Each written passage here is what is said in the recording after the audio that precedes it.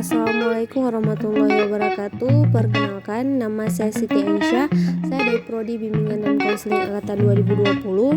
Di sini saya ingin memaparkan program yang telah saya buat, yaitu program bimbingan dan konseling di SMA 1 Julu pada tahun pelajaran 2021-2022. Selanjutnya ada daftar topik. Di dalamnya yang tertera rasional, dasar hukum, visi dan misi, baik itu visi dan misi sekolah maupun visi dan misi bimbingan dan konseling, ada deskripsi kebutuhan, ada tujuan, ada komponen program, ada bidang layanan, ada rencana operasional atau action plan, ada pengembangan tema atau topik, ada evaluasi, pelaporan dan tindak lanjut, ada sarana dan prasarana, ada anggaran biaya, ada program semesteran baik itu ganjil maupun genap, dan ada juga berupa lampiran-lampiran. Jadi selanjutnya ada yang namanya rasional.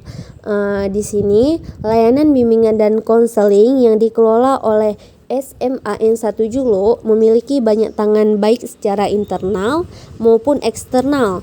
Dari sisi internal, problematika yang dialami oleh sebagian besar peserta didik bersifat kompleks.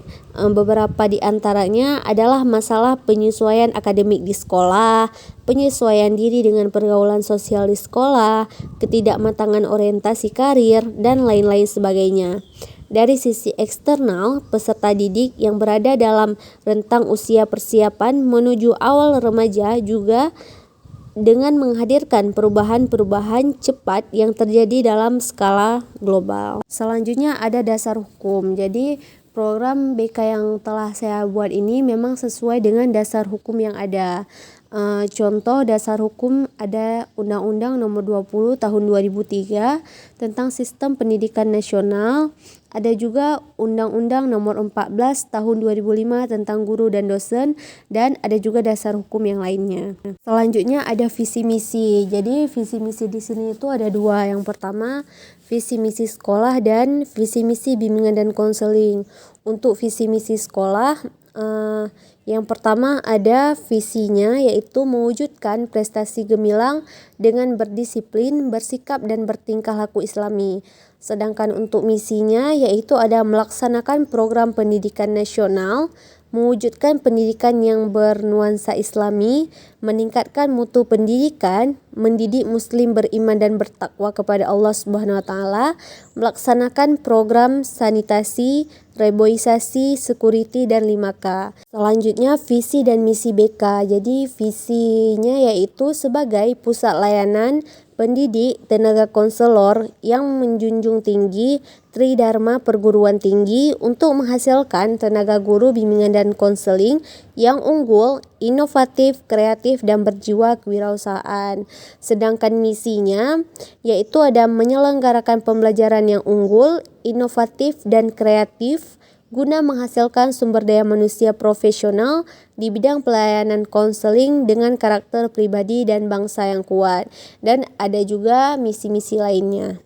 Selanjutnya ada deskripsi kebutuhan. Jadi deskripsi kebutuhan ini peserta didik atau konseli dapat diidentifikasi berdasarkan asumsi teoritik dan hasil asesmen kebutuhan yang dilakukan.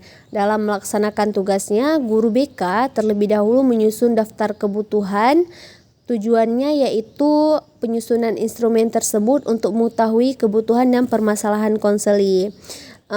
Jadi angket masalah konseli atau peserta didik pada kelas MIPA 2 SMAN 1 Julu dibuat dan disusun oleh guru bimbingan dan konseling sesuai dengan lingkungan dan masalah yang dihadapi di sekolah oleh peserta didik. Nah, di sini bisa kita lihat ada profil kelas. Jadi dari profil kelas ini untuk bagian-bagiannya itu ada 4, yaitu pribadi, sosial, belajar dan karir. Untuk bidang pribadi bisa kita lihat di sini sekitar 15%, untuk bidang sosial 10%, untuk bidang belajar 8%, dan untuk bidang karir 27%. Selain profil kelas, di sini juga ada profil peserta didik. Jadi kalau profil peserta didik ini bisa kita lihat bahwasanya permasalahan tertinggi itu terdapat pada bidang karir, sebesar 27% dan diikuti oleh bidang-bidang lainnya. Dan untuk butir permasalahannya itu yang paling tinggi ada tentang orang tua saya mampu dan saya ingin keinginan saya dipenuhi. Yang kedua ada uang saku saya kurang mencukupi. Sementara untuk peserta didik yang paling banyak memiliki masalah, yang pertama ada Dianda Anggriana, masalahnya sebesar 37%, dan yang kedua ada Zia Fauzila, masalahnya sebesar 25%. Selanjutnya ada rumusan tujuan. Jadi rumusan tujuan ini berdasarkan hasil asesmen yang telah dilakukan akan dicapai dan disusun dalam bentuk perilaku yang harus dikuasai peserta didik atau konseling setelah memperoleh layanan bimbingan dan konseling. Nah, bisa kita lihat di sini rumusan tujuannya. Untuk tabel yang pertama ada nomor item, tabel kedua ada bidang layanan, tabel ketiga ada hasil asesmen kebutuhan, tabel keempat ada deskripsi kebutuhan. Dan ini untuk contoh rumusan tujuannya. Selanjutnya ada tujuan. Jadi tujuan yang dimaksud di sini merupakan rumusan dari hasil asesmen kebutuhan dan deskripsi kebutuhan peserta didik. Tujuan dirumuskan sebagai capaian dalam bentuk perilaku yang harus dikuasai oleh peserta didik atau konseling setelah memperoleh layanan bimbingan dan konseling. Bisa kita lihat di sini ada contoh tabel yang terdiri dari 4 kolom. Yang tabel pertama itu nomor item, tabel kedua bidang layanan, tabel ketiga rumusan kebutuhan, dan tabel terakhir yaitu rumusan tujuan. Selanjutnya ada komponen program. Jadi komponen program bimbingan dan konseling yang akan dilaksanakan di SMA N1 Julo, Kabupaten Aceh Timur terdiri dari yang pertama ada layanan dasar, layanan peminatan dan perencanaan individual, layanan responsif, serta dukungan sistem. Jadi layanan dasar ini ia proses pemberian bantuan kepada semua peserta didik yang berkaitan dengan pengembangan seperti sikap, pengetahuan, dan keterampilan dalam bidang pribadi, sosial, belajar, dan juga karier. Sedangkan layanan peminatan dan perencanaan individual ia merupakan proses pemberian bantuan kepada peserta didik dalam membuat dan mengimplementasikan rencana pribadi, sosial, belajar, dan karier.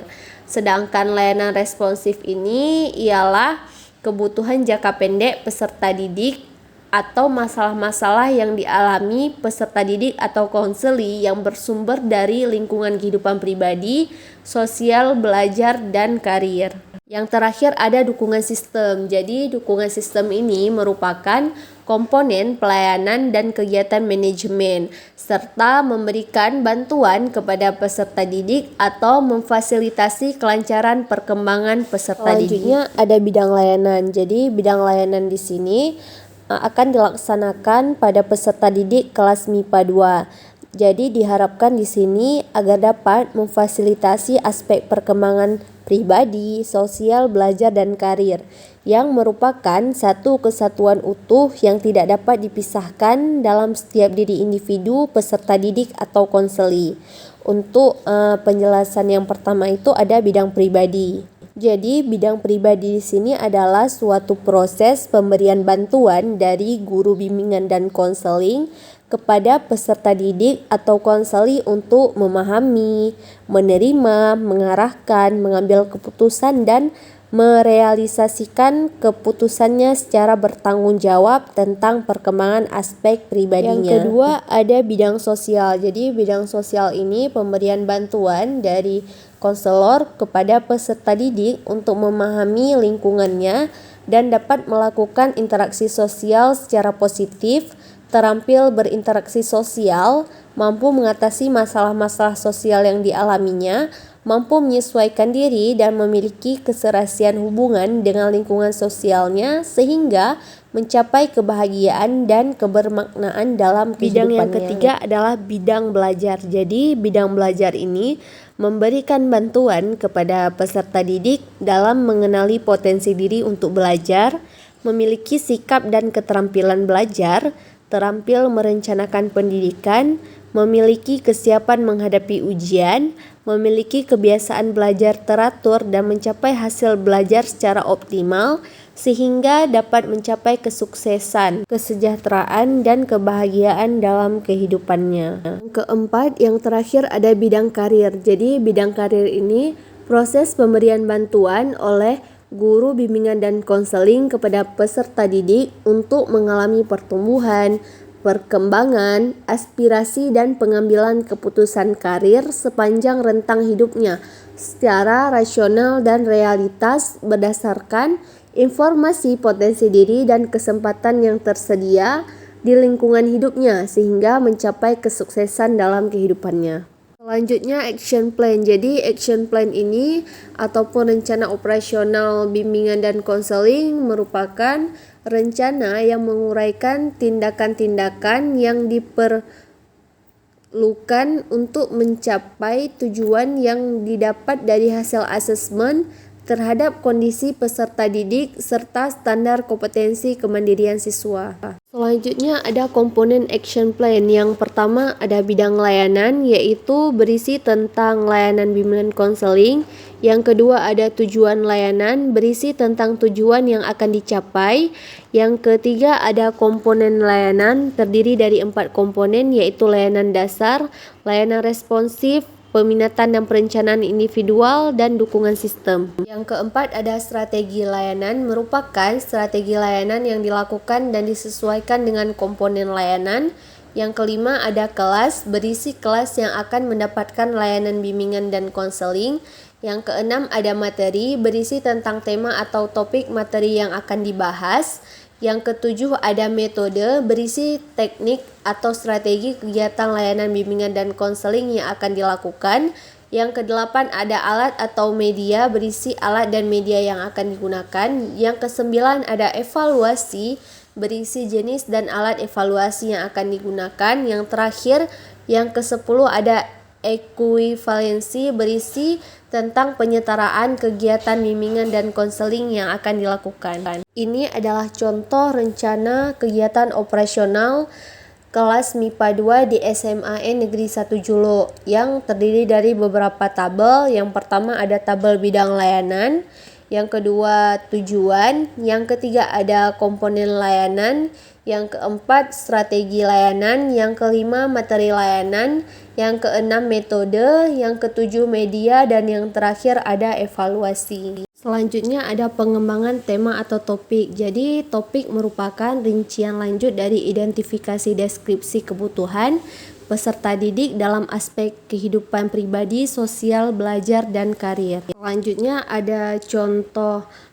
untuk tabelnya yang terdiri dari 6 tabel. Yang pertama ada nomor item, bidang layanan, tujuan layanan, materi layanan, submateri layanan, dan alokasi waktu. Selanjutnya ada evaluasi, pelaporan, dan tindak lanjut. Yang pertama ada evaluasi. Jadi evaluasi ini adalah proses kegiatan evaluasi yang dilakukan melalui analisis hasil penilaian proses selama kegiatan pelayanan bimbingan dan konseling berlangsung. Tujuan evaluasi ini adalah untuk menunjukkan hasil yang dicapai oleh peserta didik yang menjalin pelayanan bimbingan dan konseling. Laporan merupakan langkah lanjutan setelah evaluasi.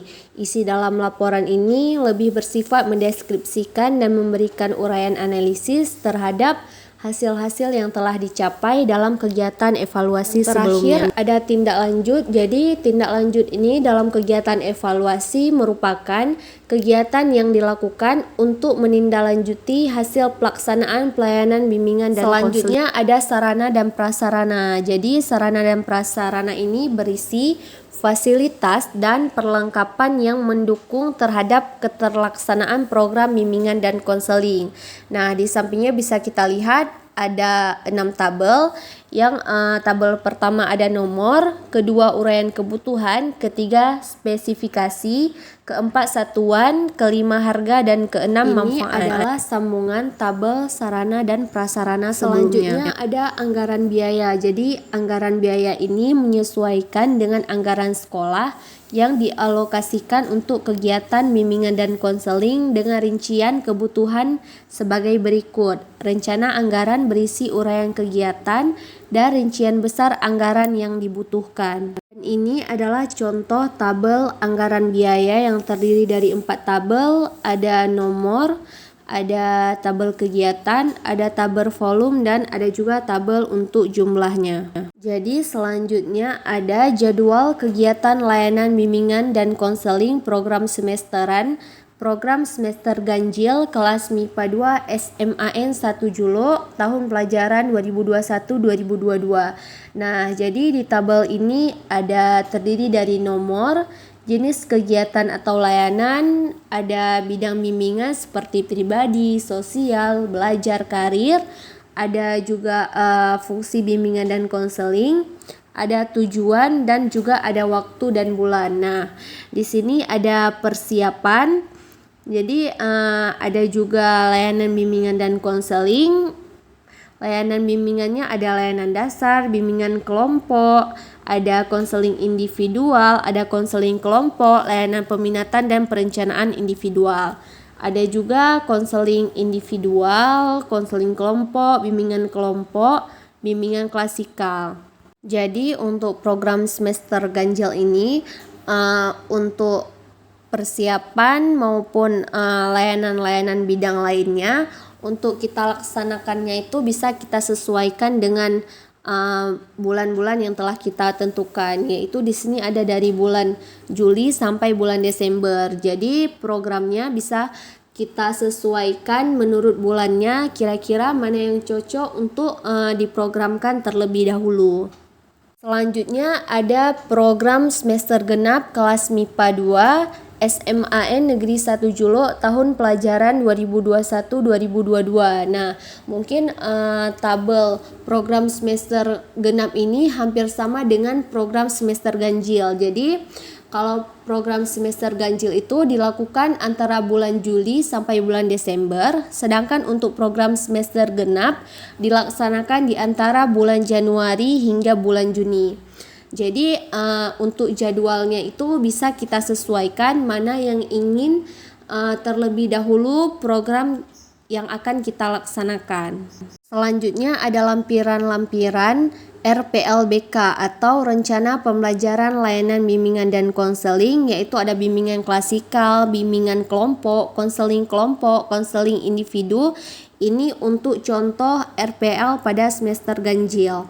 Mungkin di sini saya hanya melampirkan satu atau dua contoh RPL. Jadi yang pertama ada RPL klasikal. Nah, RPL klasikal di sini dia ada terdiri dari beberapa tabel dan ada beberapa item juga. Yang pertama ada seperti komponen layanannya bisa kita lihat di sini, yaitu layanan dasar, bidang layanannya pribadi. Topik yang dibahas di sini tentang mengelola keuangan dengan bijak.